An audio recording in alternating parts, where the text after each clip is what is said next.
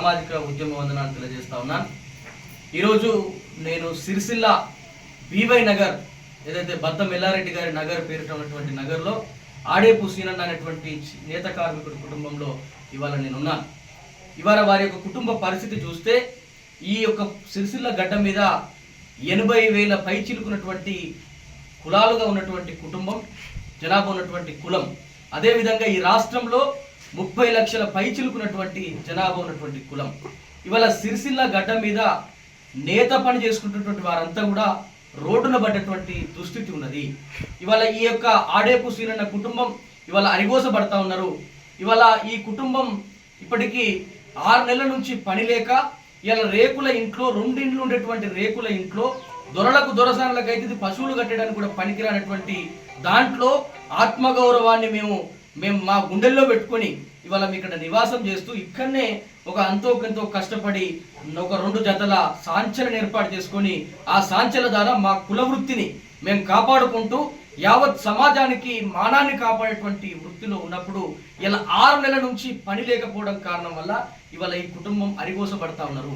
రెక్కాడితే కానీ డొక్కాడని పరిస్థితి. ఇవాళ అక్కడ సాంచె నేస్తేనే మీటర్ బట్టలు వేస్తే వచ్చేటువంటి ఆ 6 రూపాయలు 7 రూపాయల కార్మిక కూలి ఇవాళ మా యొక్క కుటుంబ పరిస్థితిని గడపడానికి నడుపుతుంది. కాబట్టి అట్లాంటి పరిస్థితుల్లో ఉన్నప్పుడు ఇవాళ ఈ కుటుంబం పని లేకపోవడం వల్ల అనేక ఇబ్బందులు పడతా ఉంది. ఇదే కుటుంబ పరిస్థితిని కనుక చూస్తే గతంలో ఉన్నటువంటి ప్రభుత్వాల కారణము, ఇవాళ ఉన్నటువంటి ప్రభుత్వ కారణము, అంతకు ముందు ఉన్నటువంటి పాలకులంతా కూడా దొరలు, దొరసాన్లు, రెట్లు, పటేళ్లు, బ్రాహ్మణులు ఉన్నారు. కాబట్టి వారి రాజ్యంలో ఇవాళ ఈ కుటుంబము విద్యా వైద్యం కొరకు 15 లక్షల రూపాయలు అప్పు చేయాల్సినటువంటి పరిస్థితి వచ్చింది. 3 పిల్లలను చదివించుకోవడానికి ఎంతో కష్టపడ్డది కుటుంబం. ఇవాళ విద్య విషయంలో ఎన్నో పథకాలు చేస్తున్నామంటుంటే చెప్తున్నటువంటి ప్రభుత్వం ఇవాళ ఈ యొక్క కుటుంబానికి ఏం సమాధానం చెప్తున్న పాలకులను నేను అడుగుతా ఉన్నాను. అదేవిధంగా వైద్యం విషయంలో ఇవాళ బాబుకు ఇలా పెరాలసిస్ వచ్చి నెలకు 10,000 రూపాయల పై చిలుకు మందులు వాడాలి. ఆ మందులన్నీ కూడా ప్రైవేట్ దవాఖానాలు కొనుక్కొచ్చుకోవాలి. గవర్నమెంట్ దవాఖానలో మందులు లేని దుస్తున్నది రాష్ట్ర ప్రభుత్వంలో. కాబట్టి ఇవాళ ఇలా ఈ ప్రాణం కాపాడుకోవాలంటే నెలకు 10,000 రూపాయల యొక్క మందులకే ఖర్చు పెట్టాలి. ఇవాళ అన్ని పరిస్థితులు ఉన్నాయి. చదువుకున్నటువంటి పిల్లలకి ఇంకా పెళ్లిళ్ళు కాలేదు, ఒక ఆడపిల్ల ఉన్నది. ఇట్లా అనేకమైనటువంటి పరిస్థితులు ఉంటే పని బంద్ అయ్యి 6 నెలల నుంచి జీవితం కొనసాగని పరిస్థితి ఉన్నది. ఇక ఇట్లుండగా చివరికి మిగిలేది ఏంటిగా? ఒక పక్క మాటలకు, ఒక పక్క ఆర్థిక పరిస్థితులు కుదేలైనాయి, ఒక పక్క 15 లక్షల రూపాయల అప్పు ఉన్నది, ఒక పక్క పని బంద్ ఉన్నది, ఒక పక్క పిల్లల యొక్క పెళ్లిలు బాధ్యతల మీద ఉన్నాయి, ఒక పక్క భర్త ఆరోగ్యం బాగాలేదు. ఇక ఏం చేస్తుంది ఆ ప్రభుత్వమా?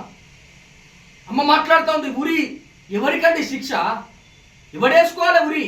100% ఉన్నటువంటి జనాభా ఇలా ఉరేసుకొని చావాల్సింది. కాబట్టి నేను డిమాండ్ చేస్తా ఉన్నా రాష్ట్ర ప్రభుత్వాన్ని, వెంటనే సిరిసిల్లలో ఉన్నటువంటి పద్మశాలిలం ఇవాళ మేము ఈ రాష్ట్రాన్ని సాధించుకున్నటువంటి వాళ్ళం. కొండా లక్ష్మణ్ బాపూజీ పోరాటంతో, సిరిపుర యాదయ్య లాంటి త్యాగాలతోటి ఇవాళ తెలంగాణ రాష్ట్రం సిద్ధించింది. ఈ సిద్ధించినటువంటి తెలంగాణ రాష్ట్రంలో మా బతుకులు ఇట్లుండాలంటే దీన్ని తప్పకుండా కూడా రాష్ట్ర ప్రభుత్వానికి సిగ్గుచేటి వాళ్ళ. కాబట్టి నేను డిమాండ్ చేస్తా ఉన్నా రాష్ట్ర ప్రభుత్వం యొక్క ముఖ్యమంత్రి గారిని వెంటనే ఈ యొక్క కుటుంబాలను పరామర్శించి సిరిసిల్లను సందర్శించి న్యాయం చేయాలని డిమాండ్ చేస్తా ఉన్నా. నిన్న మేమంతా కూడా కలిసి గౌరవ మంత్రివర్యులు Ponnam Prabhakar BC welfare minister గారి దగ్గర పోయి వీళ్ళ గోస గురించి చెప్పేటువంటి ప్రయత్నం చేసినప్పుడు అయితే ఏం చేద్దాం తమ్మి అని మాట్లాడుతూ ఉన్నాడు.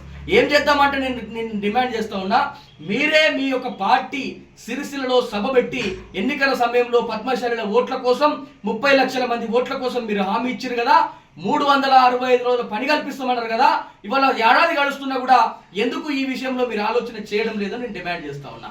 అదేవిధంగా ప్రతి కార్మికుడికి జత మొగ్గాలు ఇస్తానరే, మరి అదేమైంది? ఇలా దాని విషయంలో ఊసే లేకుండా పోయింది.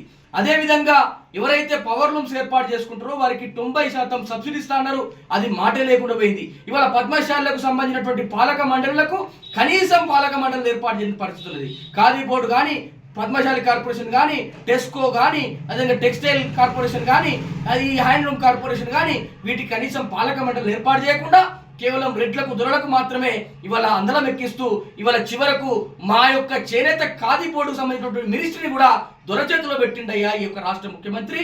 కాబట్టి మీరు వెంటనే తుమ్మల నాగేశ్వరరావు గారు అన్న సిరిసిల్లకు వచ్చి వీరందరితోటి ఇవాళ ఈ కుటుంబాలకు ఏమైనా జరిగితే మాత్రం ఖబర్దారని హెచ్చరిస్తా ఉన్నా.